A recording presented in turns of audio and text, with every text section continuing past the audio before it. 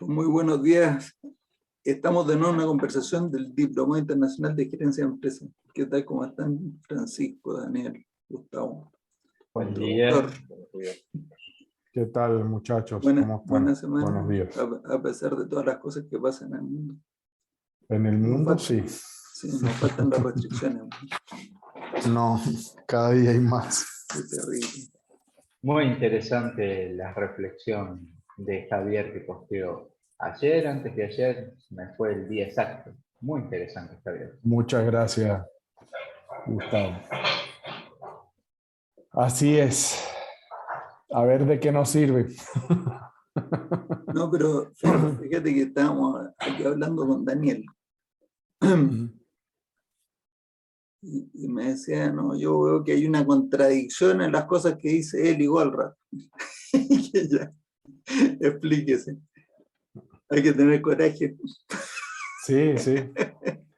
A Pero ver, lo acabo de ver en un video que dice que no existen los sistemas complejos, o sea, que da esa afirmación. Y después dice, pero si existe una simplicidad inherente. Entonces, ¿cuál de las dos es cierta? ¿Existe una simplicidad inherente solamente cuando existen los sistemas complejos? ¿O el sistema no es complejo porque existe una simplicidad inherente? Ahí es donde me parece que choca la lógica. Bueno, Y en la realidad, ¿y por qué Mm. dice la realidad y no dice la naturaleza? Porque eso es mucho más cierto que la realidad. ¿Qué quiere decir con la realidad? Vamos a desafiarlo, ese concepto de la realidad. ya, o sea, hay más de una pregunta, son varias. Sí. Y después tiene otro fundamental belief, o sea, una creencia fundamental que dice, en la realidad no existen los conflictos.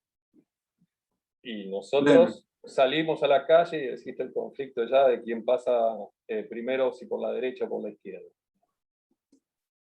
Entonces, ¿a qué realidad se refiere? Si me dice que la naturaleza no tiene conflicto, es probable que tenga razón. ¿No? Pero la realidad, ¿qué quiere decir con la realidad?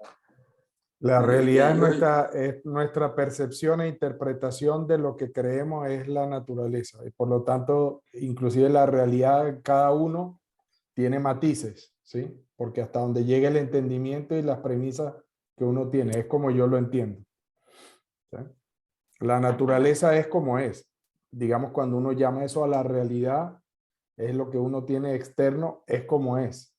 Y en esa realidad, independientemente de lo que uno perciba, piense o como la interprete, pues yo estoy de acuerdo que los conflictos no existen. El conflicto lo tenemos nosotros. Así como lo estás explicando, la realidad en realidad no es parte de la naturaleza. Sí, es que es lo mismo, o sea, es como es. Cuando tú dices la percepción, ahí precisamente de donde provienen los aparentes conflictos, en realidad no son aparentes, son conflictos reales. Los conflictos son reales cuando uno trata a la realidad con supuestos equivocados, ya sea la naturaleza o ya sea un ejemplo típico que he usado, tal vez puede ser un poco tonto, pero si uno va y mide la temperatura de ebullición, dos personas la miden y uno dice 90 grados y el otro dice que 98 o 100. Y entonces uno dice, bueno, aquí hay un conflicto porque uno está diciendo un número, otro está diciendo otro.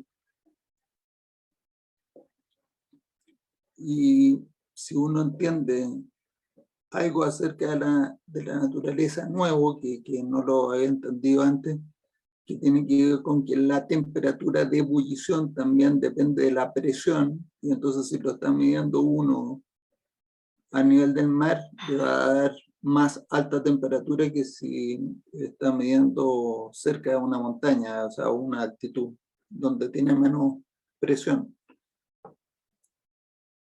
Y cuando uno entiende cómo es la realidad, desapareció el conflicto. O sea que el tema es que en la práctica esos conflictos que hay son porque nos falta conocimiento. Pues nos falta entender cómo funcionan las cosas. Y entonces, volviendo a la primera parte donde dice lo de la complejidad, lo que pasa es que la forma en que Eli lo explicó fue así. La palabra complejidad puede significar dos cosas dependiendo de cómo uno lo entienda, o le puede dar dos definiciones, y entonces cuando tiene dos definiciones para la misma palabra se produce la confusión. Entonces, si uno dice que es complejo un sistema porque necesita miles de páginas para describir todas sus partes y relaciones entre las partes, entonces todos los sistemas son muy complejos. Una empresa es muy complejo, un automóvil es muy complejo, todos los sistemas son complejos. Pero si uno define complejidad por la cantidad de puntos del sistema que tengo que tocar para controlarlo completamente, entonces hasta los sistemas que parecen poco complejos tienen muchísimas relaciones entre sí, los elementos, y eso lleva a que es muy difícil tener puntos del sistema aislados. De hecho, los puntos aislados no son parte del sistema, o sea, todos los puntos del sistema están conectados unos con otros. Entonces, siempre es posible encontrar unos pocos puntos que están conectados a todo el sistema, y que controlando esos puntos uno controla el sistema completo por relaciones de causa y efecto. Y entonces, desde ese punto de vista, todos los sistemas son muy simples. O sea, tienen una simplicidad inherente.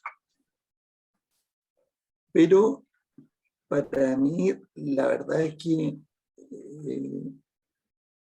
el tema principal de la complejidad, o sea, donde uno no sabe muy bien cómo controlar el sistema, proviene más bien de que tiene algún conflicto que no está resuelto.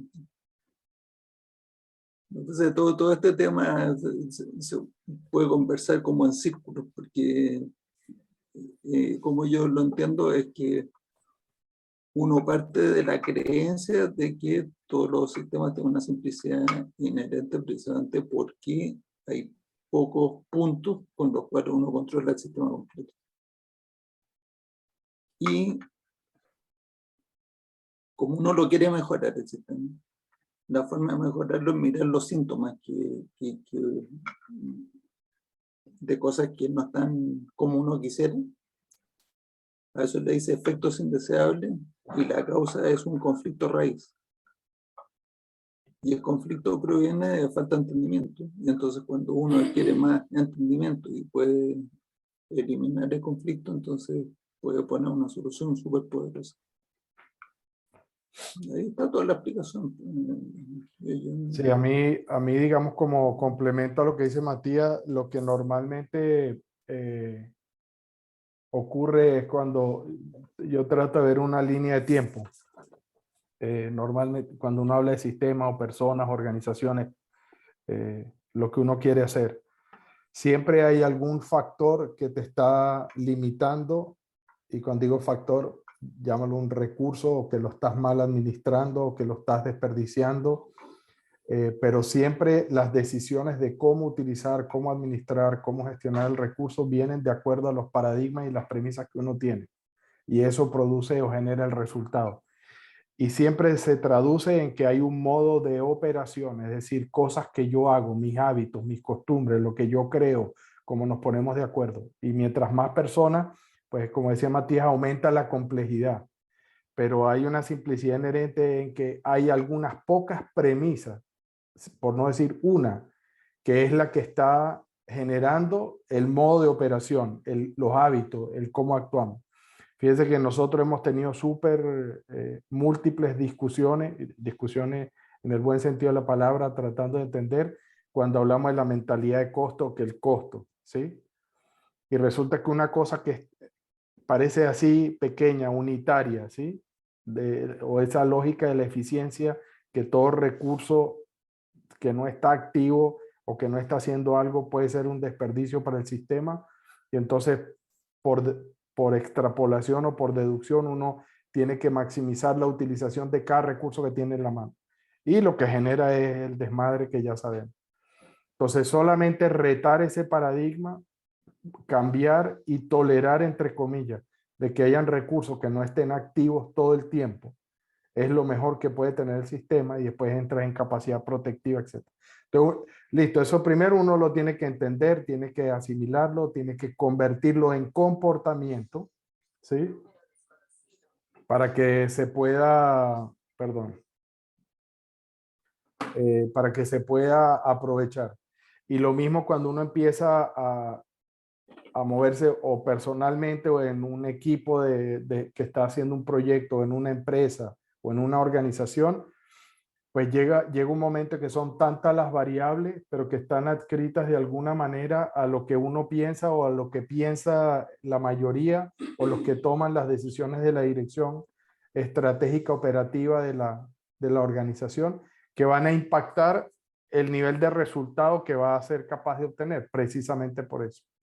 Entonces, solo aquellas organizaciones que están dispuestas a mirar nuevamente la realidad como está y poder verbalizar, porque al final para mí lo grandioso que hizo Eli fue tomar las herramientas de pensamiento y convertirlas, o sea, entregarnos eso para que uno verbalice. Uno está obligado a escribir, y cuando uno está obligado a escribir lo que piensa, empieza a darse cuenta que a veces, primero, que uno piensa estupideces, otra vez que piensa pésimo, otra vez que no sabe ni siquiera escribir lo que piensa. Entonces, si no sabemos escribir lo que pensamos, ¿cómo se lo vamos a explicar a otra persona? ¿Cómo nos ponemos de acuerdo? O sea, te estoy dando como el primer grado de dificultad de lo que te obliga a hacer ese tipo de herramientas. Y después, cuando tú lo escribes y lo muestras y lo tienen que leer juntos, ahora entre nosotros 5 nos tenemos que poner de acuerdo de que lo que yo escribí, tú entiendes lo mismo que yo, y vamos y rebotamos. Esta Q&A que hacemos todos los jueves muchas veces es ponernos de acuerdo que estamos entendiendo lo mismo sobre unos conceptos, que si no es lo mismo, terminamos cada quien en un barranco diferente, pero terminamos todos descabellados, ¿sí? Entonces yo creo que ese es parte del tema, y es para mí lo que me ha sorprendido más y lo que me ha dado tal vez más satisfacción, de ir aprendiendo las cosas de él, y este tema de pensar con claridad, que me falta muchísimo, es que uno tiene que continuar retando lo que piensa continuamente, y examinando qué es lo que le dice la realidad y verificando, porque la gran probabilidad es que esté equivocado en muchas cosas, ¿sí? Entonces, aquellas cosas en las que uno está menos equivocado, menos mal, le dan a uno más seguridad y uno empieza a repetir, entre comillas. Entonces, eso se vuelve el modo de operación, ¿ya? Las cosas me salen bien, soy una persona predecible, o mi negocio es predecible. Tomo estas decisiones, coloco la plata aquí, hago este producto, el producto lo ponemos acá y funciona, ¿sí? Lo que hace Pancho con sus extractos naturales para controlar pestes en agricultura, y se lo vende a los agricultores del arroz, del banano, de lo que sea. Entonces, pues tiene que irse buscando formulaciones, y esos extractos al final, bueno, terminan funcionando.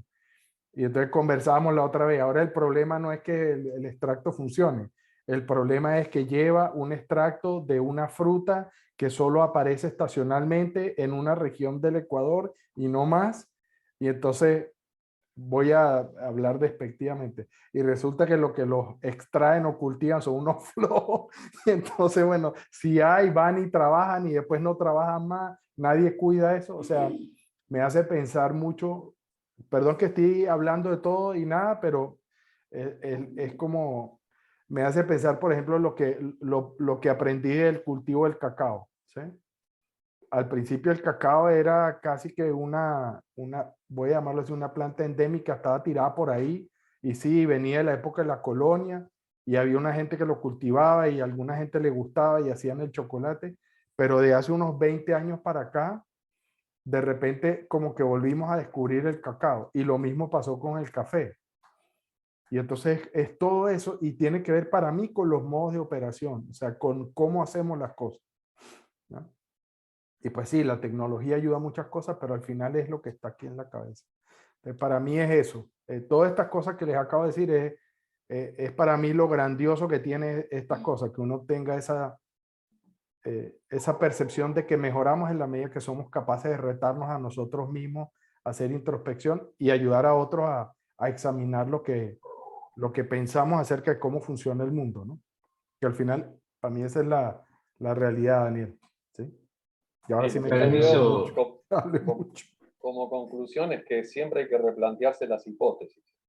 Mira, Eli decía, usted encuentra una situación que no encaja en su hipótesis o en su premisa, revise todo. El mundo acaba de cambiar. Y honestamente, cuando yo escuchaba decir a Eli, él decía, yo voy construyendo mis árboles de realidad actual, ¿sí? Y los construyo en mi cabeza sobre las cosas que a mí me interesan. Tengo mis árboles de realidad actual sobre las personas queridas, mi familia, el país, etcétera, etcétera, TOC, lo que sea. Pero lo que no me interesa ni siquiera está ahí. ¿Ya? Dice, lo que me interesa está todo ahí. Y cada vez que hay una premisa que cambia, tengo que volver a revisar todas las conexiones que tengo. Mi conclusión fue, pucha, Eli, increíble, qué flojera me da hacer eso. Yo no tengo la capacidad para estar en ese plan, ¿sí? De hecho, me cuesta saber si tengo algo construido que se parezca a un árbol de mi realidad, pero claramente uno tiene una lógica metida ahí, porque cuando uno reacciona y las cosas van pasando, pues uno va mostrando qué es lo que piensa o qué premisas te guían, ¿no? Cómo uno entiende las cosas. O sea que las soluciones genéricas de TOC todavía hay que hacerle un análisis de las hipótesis donde lo estamos aplicando. Siempre Toda hay que la validar. vida.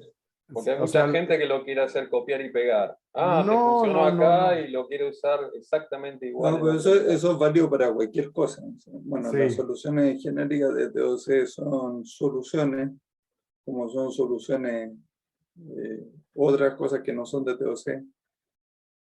Y cuando tú quieres aplicar una solución, tienes que validar todos los supuestos que dicen que esa es una solución buena para ese problema. El orden es, primero,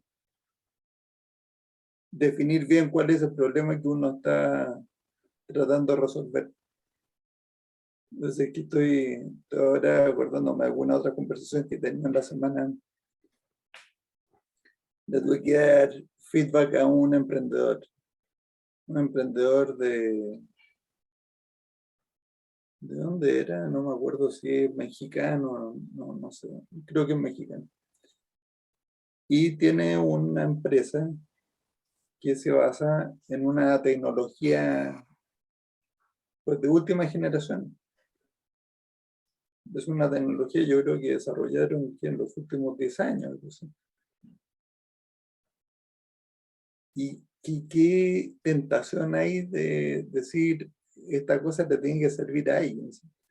Pero si uno no ha definido cuál es el problema. Y entonces,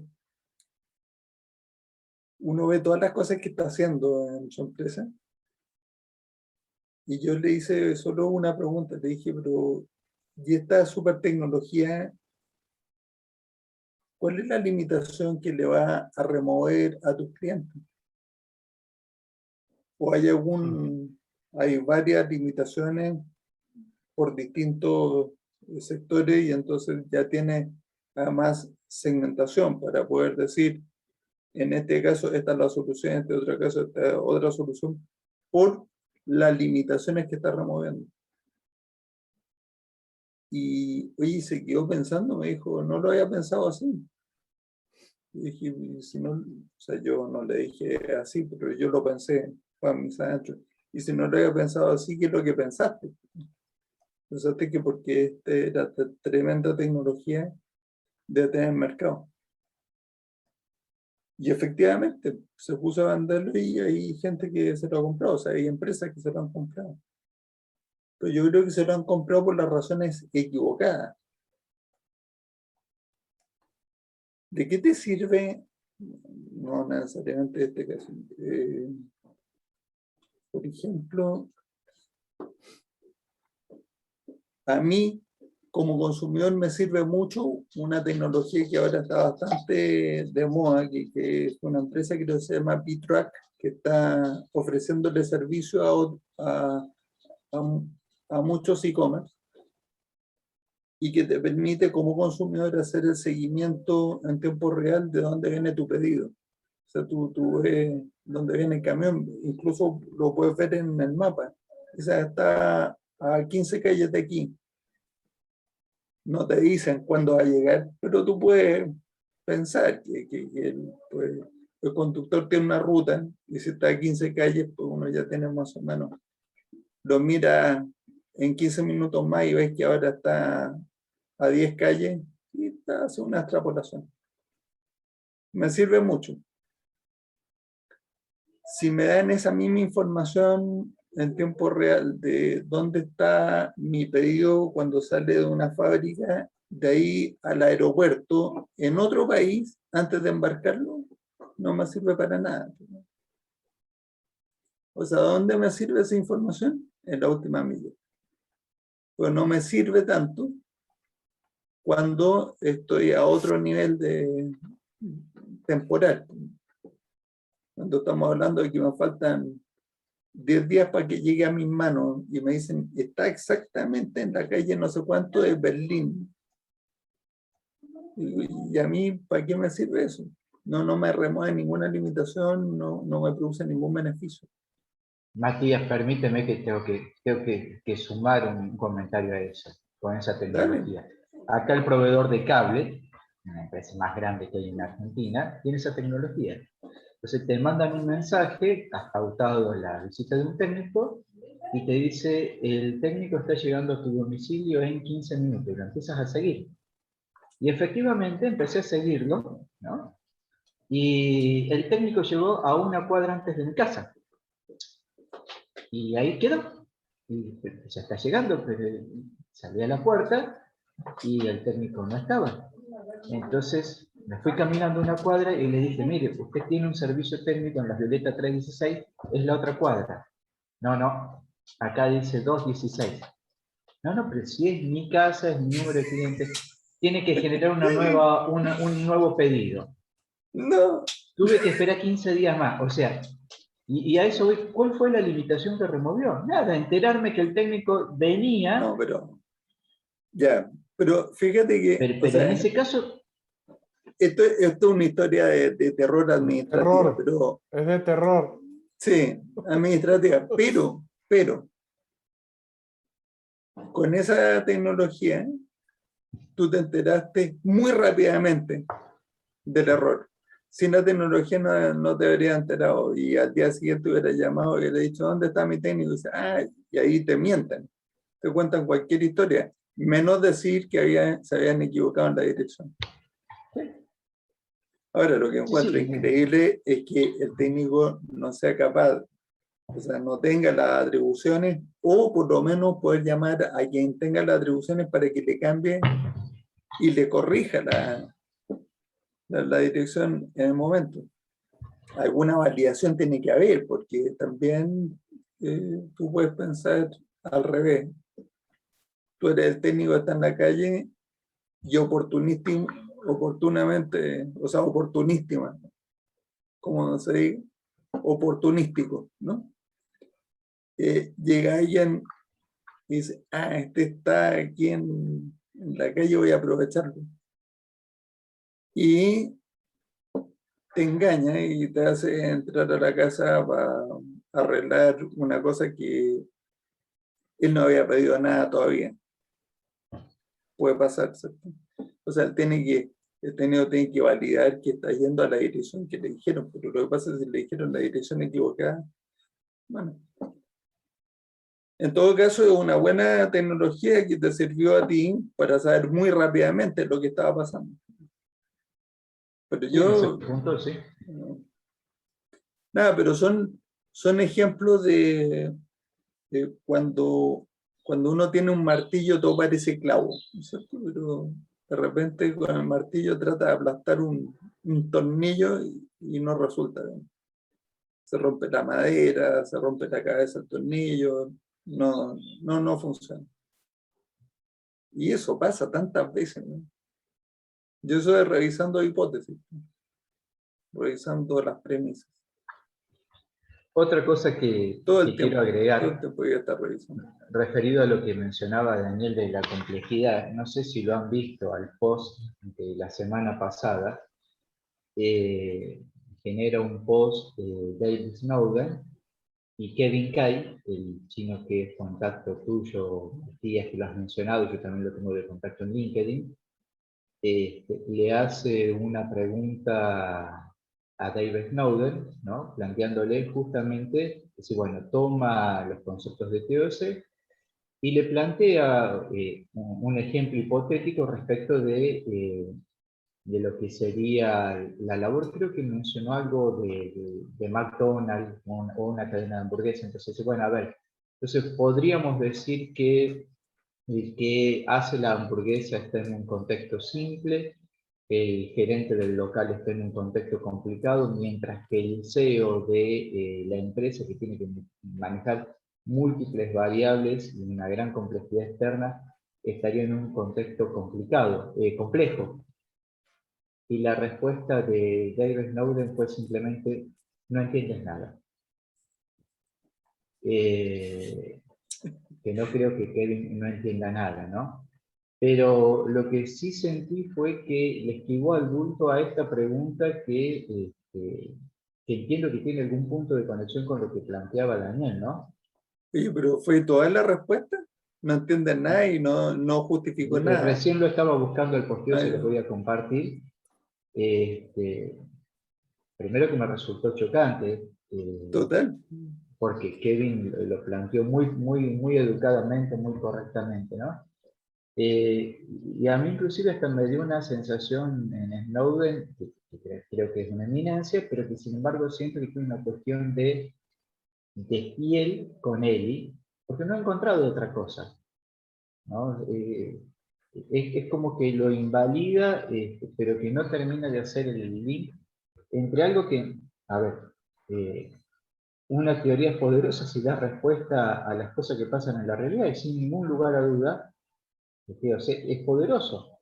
Entonces, no termino de comprender por qué le esquiva el bulto, lo deja de lado, y frente a esa pregunta tan concreta, no hubo respuesta.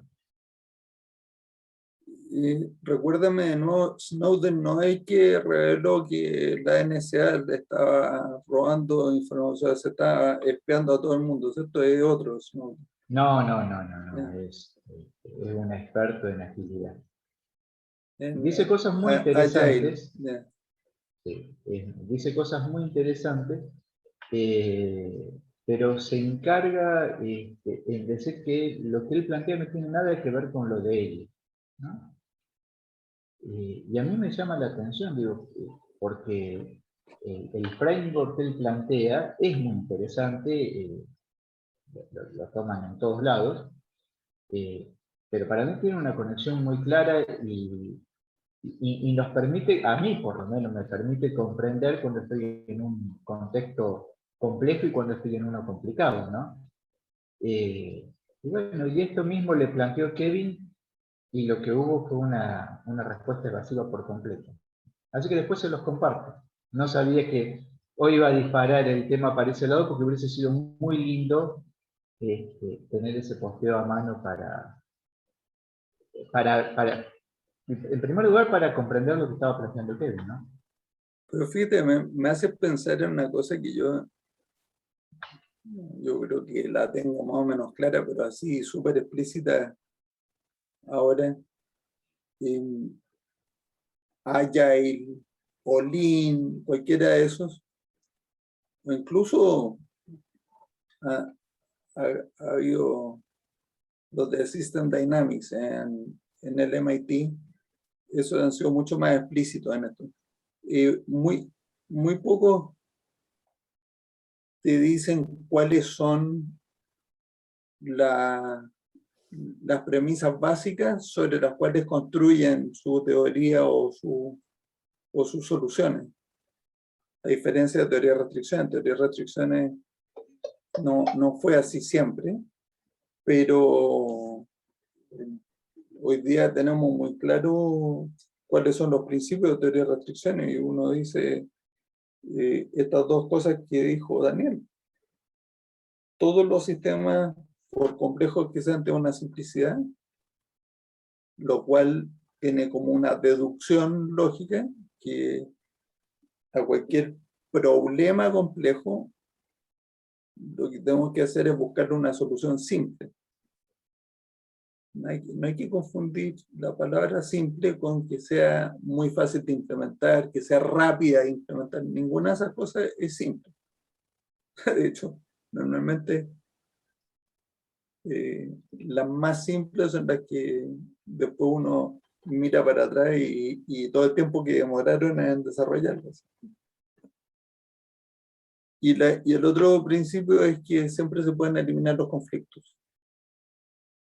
Entonces, con esas dos cosas, que en realidad es una sola, que al final ven a decir lo que decía Newton, la naturaleza es extremadamente simple y armoniosa consigo misma.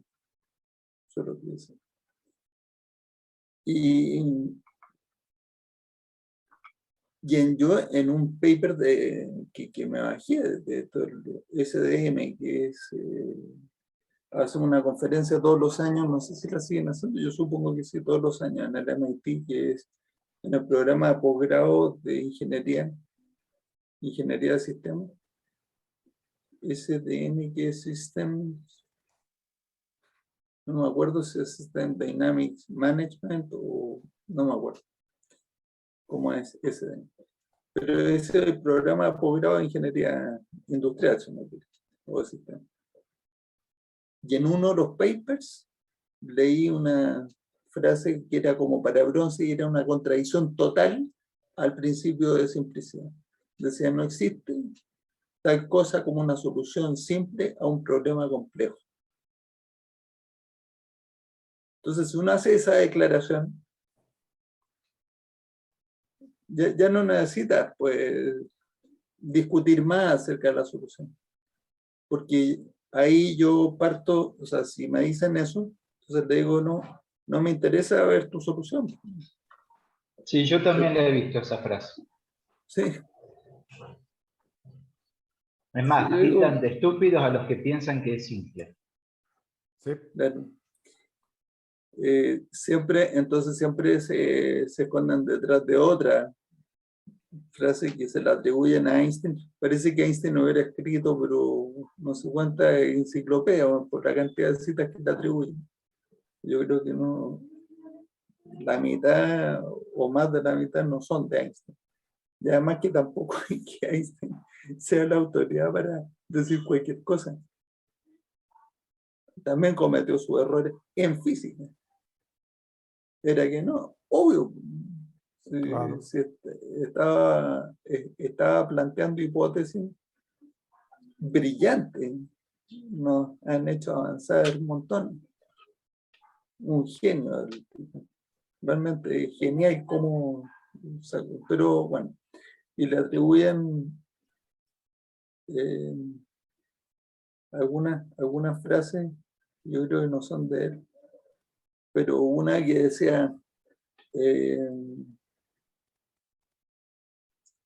trata de hacer la solución simple, pero no más simple de lo que tiene que ser. O sea, simple, but not simpler. Una obviedad. Sí. Yo ayer estaba... No ser simplista.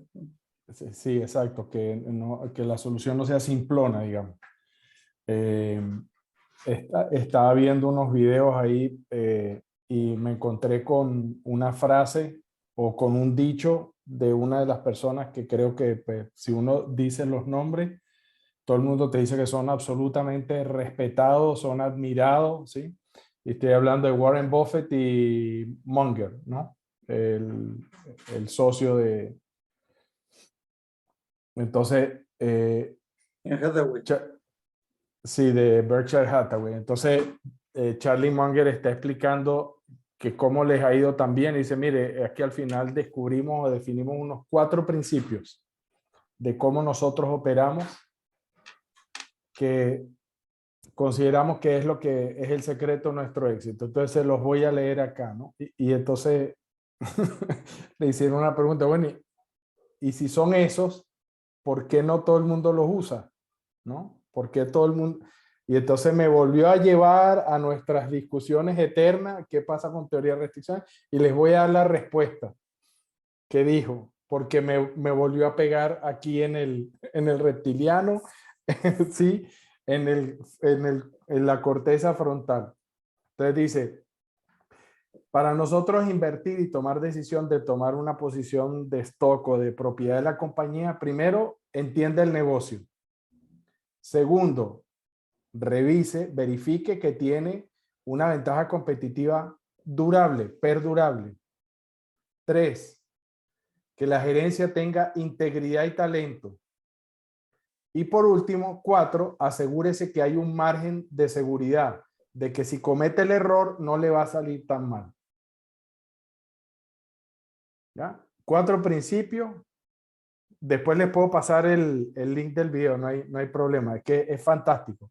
Y entonces la respuesta, así como para, bueno, ¿y por qué todo el resto de la gente no usa y por qué usted cree que eso les ha dado resultado y no hay más Berkshire Hathaway? Dice, la verdad que lo he pensado mucho una y otra vez, pero la única conclusión plausible que tengo es que son tan simples que por eso nadie les presta atención. No digo más, eso es. Dado que son tan simples, por eso la gente simplemente los ignora. No, no puede ser. No es muy simple. No, no puede ser así. Ahora, pero No puede ser que eso sea. es que mira la simplicidad de los principios que acabas de decir, pero es que ¿cuál era el primero? Eso me olvidó. El primero se me olvidó. Entienda el negocio. Entienda el negocio. Claro. El segundo verifique que tiene una ventaja competitiva perdurable. Sí, sí. Entonces nosotros lo que les decimos a nuestros clientes es, oye, pero si esto es muy simple. Usted lo único que tiene que hacer, es lo único, no haga otra cosa. Lo único que tiene que hacer es construir una ventaja competitiva. Sí. Nunca dije fácil. Construir simple. una ventaja competitiva decisiva. Sí. O perdurable, como uno quiera poner. Sí. Robusta. Que resista y las capacidades para capitalizar en ella. O sea, que cuando usted hable de su ventaja, va a generar atracción, va a generar mucho interés. Sí. Y que mucha gente se la va a querer comprar. Sí. En mercados lo suficientemente grandes para que sean suficientemente grandes los mercados para que uno no tome mucha participación de mercado, porque entonces, eso vendría a contradecir la última condición. Sin agotar los recursos de la compañía. O sea, es decir, en el proceso de estar produciendo y vendiendo lo que usted produzca y venda, siempre le tiene que quedar ese colchón. Exacto. El margen de seguridad. Tal sin cual. agotar los recursos de la compañía. Correcto. Y sin correr riesgos reales, y un riesgo muy real, es que uno le empieza a vender a gente que es muy riesgosa venderle. Entonces, la primera acción ahí es no tener nunca una participación de mercado mucho más allá del 40%. Es un número. Puede ser 50, puede ser 60, puede ser 20, depende del mercado. Pero siempre hay una población. O sea, en toda población están las manzanas podridas y están las que todo el mundo quiere. Y entre medio está la campana de Gauss. Si uno tiene más participación de mercado, tiene mucho más probabilidad de estar vendiéndole a los indeseables. O sea, hace mucho más difícil con todos los análisis y las políticas de riesgo, análisis de crédito, conseguir los clientes que uno quiere conseguir para la compañía. Porque a pesar de que le quieren comprar, uno no le quiere vender. Exacto. O sea, eso me recuerda que el fin de semana vimos un capítulo de la serie esta de Showtime que se llama Billions, que seguramente algunos de ustedes la han visto.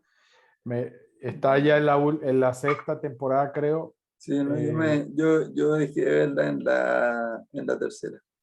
Ya. Es que se volvió demasiado mal. ¿Ha Sí, vuelto no a importa, ser súper interesante?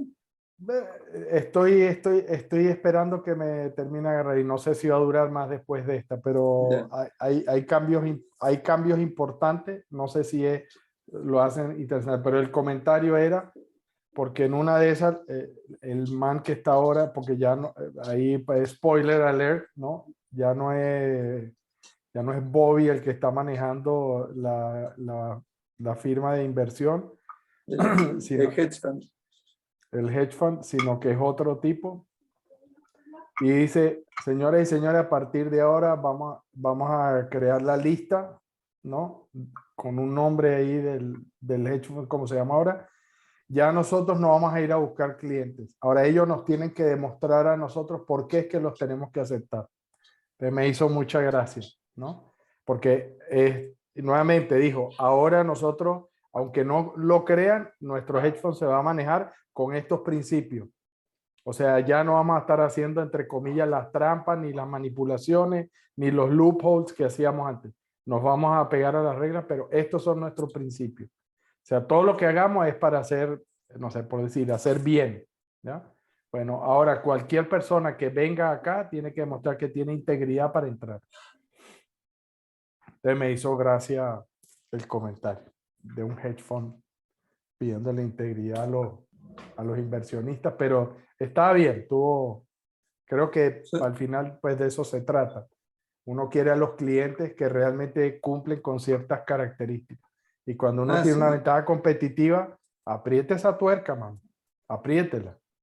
Y si se te acaba alguna de esas características, o sea, esas condiciones, o sea, ya no está la ventaja, tienes que construir otra ventaja. Y no significa abandonar la antigua, porque normalmente Correcto. cuando se acaba la ventaja es porque se estableció un nuevo estándar. Por ejemplo, el tema de la calidad que hemos hablado tantas veces en los años 60, la calidad de los automóviles no era lo exigible que soy. Hoy cuando tú compras un automóvil te dan 5 años de garantía o 100.000 kilómetros en la mayoría de las marcas. Y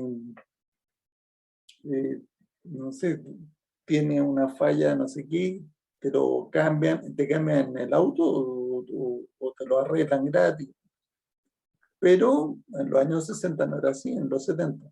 Los japoneses empezaron a preocuparse de cuánto tiempo pasaba entre un defecto y otro, tratando de que fuera infinito o reducir la cantidad de defectos, mejorar la calidad. Y eso se convirtió en una ventaja competitiva al punto de que le pegaron duro a la industria automotriz estadounidense en Estados Unidos. Pero después de un tiempo, la calidad ahora es un dato. O sea, que no ofrece una calidad aceptable, no puede operar, ¿no? Entonces, se acabó, no está en el negocio. Entonces ya no es una ventaja competitiva, pero es una condición. Entonces nosotros cuando le decimos a nuestros clientes que fabrican a pedido, que pueden construir una ventaja entregando 100% a tiempo y ofreciendo una garantía para respaldar esa promesa, efectivamente le estamos diciendo que están construyendo una ventaja, pero esperemos que después de una década eso ya no sea una ventaja, sea una condición básica para operar. Sí, lo interesante de esto, y recién los iba escuchando, iba atando con un posteo, y a partir de los comentarios de ustedes empecé a seguir a Sanjeev Gupta. En uno de los posteos de Sanjeev se pregunta ¿por qué TOC no es el marco de trabajo predominante? No sé si lo vieron ese posteo, y plantea tres cosas. Uno, que es contraintuitivo la utilización del flujo en lugar de tratar de optimizar los recursos. Los recursos, ajá. Después plantea algo que han estado hablando hasta recién, ¿no? El problema es que la solución es simple frente a un problema complejo, y la gente dice, no, si esto es simple, no puede dar respuesta a lo complejo. Correcto. Y lo tercero, que es muy interesante, que plantea él, y que me encanta el planteo que hace el coach, este coach argentino que ustedes también lo mencionan siempre, Fred Kaufman. Fred Kaufman, ¿no? Cuando dice, claro, cuando uno está apagando incendios, lo natural es echarle la culpa a alguien, ¿no? Y asumir el rol de víctima es la adicción más grande que hay, más fuerte que la cocaína y que cualquier droga. Pero cuando uno lo mira, dice, bueno, sí, realmente echarle la culpa a los demás y ser víctima es tremendamente adictivo, ¿no? Entonces uno empieza a ver estas cosas y yo le encuentro mucha lógica a todo esto que hemos estado hablando el día de hoy, ¿no? ¿Por qué sucede esto? Y lo ato con lo que mencionabas recién, Matías. ¿Por qué creo que esta ventaja es más sostenible? Y bueno, en la medida que sea contraintuitivo, es más difícil que lo copien. Si esto contradice la forma habitual a cómo opera. Entonces, desde ahí que yo siento que esta ventaja es más duradera que lo que se basa simplemente en otras cuestiones. ¿Por cuánto tiempo pasa hasta que la gente revé sus modelos mentales? No, pues es un cambio cultural, toma su tiempo, ¿no? Es muy fuerte. Sobre todo, o sea, a lo mejor puede tomar muy poco tiempo si que no tiene una fuerza contraria. Pero en este caso tenemos una fuerza contraria y que está basada en muchísimos intereses creados. Porque muchos, o sea, si dicen, listo, esto, tienen que cerrar su negocio y dedicarse a otra cosa, abandonar, o humildemente decir, reconozco que en el pasado estuve equivocado, ahora vengan y enséñenme. No sé, tal vez eso es lo que piensan que tendrían que hacer. Pero hoy día, yo creo que la segunda es la parte fundamental de por qué teoría de restricciones no es más aceptado, es porque no están aceptados sus principios. Yo no lo había pensado así hasta ahora. Si uno contradice los principios, ¿por qué va a aceptar la teoría? Todo lo contrario, pues la rechazan, ¿no? Eso me trajo a la mente otra cosa, pero ya estamos terminando y yo tengo en 2 minutos otra llamada. Pero me lo voy a anotar porque voy a hacer investigación un poco acerca del tema. Es bien interesante y tiene mucho que ver con un tema que Gustavo, tú has estado investigando mucho eso de síndrome del trabajador quemado, pero no necesariamente el burnout. Tiene que ver con cómo afecta la capacidad de pensar el estrés. O sea, cómo afecta el estrés, cómo le afecta a un ser humano común y corriente su capacidad de razonamiento. Y al parecer es muy negativo. Pero la próxima semana podemos conversar de eso y ver si es que efectivamente eso puede ser el origen de la restricción principal, primaria, la atención gerencial. ¿Iba a decir algo, Javier? No. Ah, okay. Que nos vemos la semana que viene. Perfecto. Nos vemos. Muchas gracias. Un abrazo, muchachos. Un abrazo. Gracias por la reunión. Chau, chau.